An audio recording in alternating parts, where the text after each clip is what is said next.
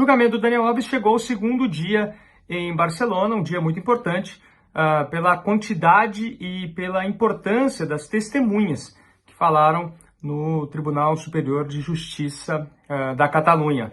A testemunha mais esperada, a declaração mais esperada, foi também uma das mais curtas, a declaração da Joana Sanz, a esposa do Daniel Alves, que, conforme a gente já tinha antecipado aqui no UOL, ela deu uma declaração dizendo que naquela noite, na noite do caso, na noite do dia 30 de dezembro de 2022, o Daniel Alves chegou em casa muito alterado, chegou em casa bêbado, tropeçando ali nos móveis da casa, enfim, e que no dia seguinte ele não falou absolutamente nada para ela sobre o que tinha acontecido na discoteca Sutton.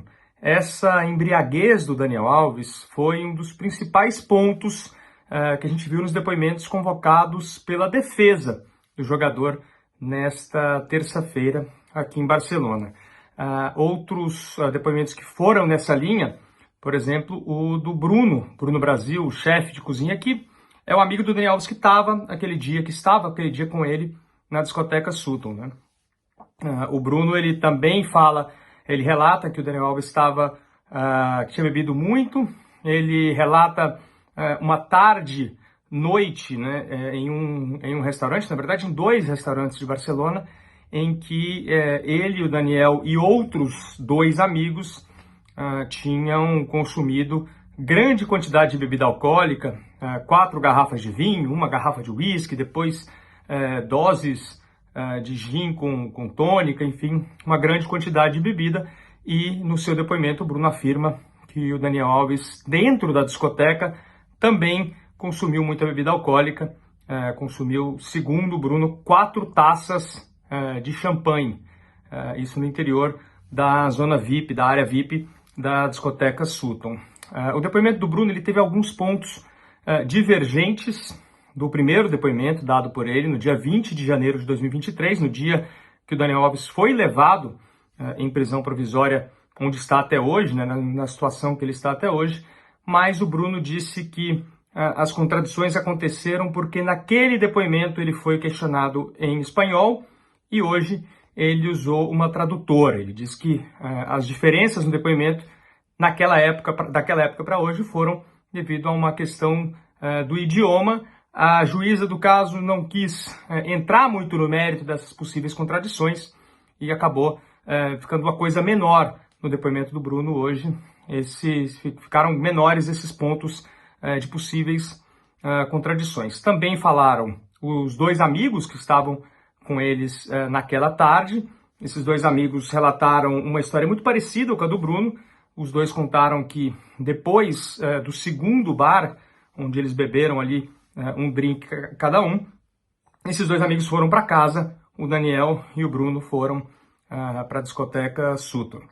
Além disso, também falaram o diretor da discoteca, um dos gerentes e um dos responsáveis pela discoteca naquele dia, né? Gente que estava ali numa posição de gestão, uma posição de autoridade na discoteca aquele dia. Eles deram detalhes principalmente sobre o estado da denunciante, sobre como ela estava na hora de sair da discoteca, como ela conversou com eles.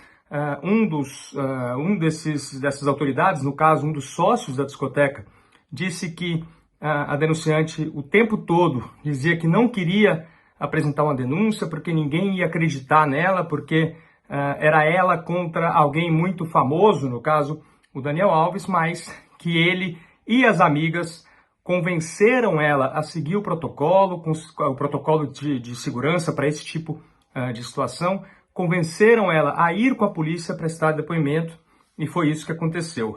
Por fim, também foram ouvidos policiais que participaram da apuração do caso, seja no primeiro dia, nesse dia dos exames e dos depoimentos iniciais, seja ao longo da investigação. Esses depoimentos de policiais eram para ser 12, no final foram reduzidos porque alguns deles eram redundantes. Algum policial que fazia uma função semelhante à de outro já tinha explicado tudo que a juíza e que as advogadas e que a representante do Ministério Público queriam saber, acabaram sendo dispensadas. Amanhã, quarta-feira, é o último dia do julgamento e é talvez o dia mais aguardado, porque é quando o Daniel Alves vai dar o depoimento dele, depoimento tão esperado, porque certamente ele vai também entrar nessa linha, nessa tese, ou nessa versão, como quisermos colocar, da sua defesa, de que ele estava muito alcoolizado, de que ele estava alterado e que, por isso, ele não lembra exatamente do que aconteceu naquela noite de dezembro de 2022.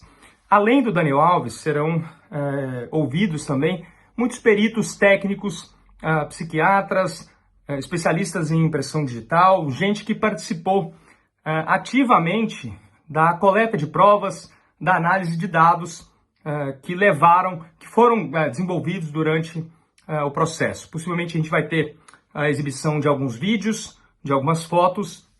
Isso vai ser importante para que os juízes possam tomar uma decisão sobre o caso, uma decisão que, ao que tudo indica, como é praxe na legislação espanhola, não vai acontecer, não vai ser divulgada amanhã.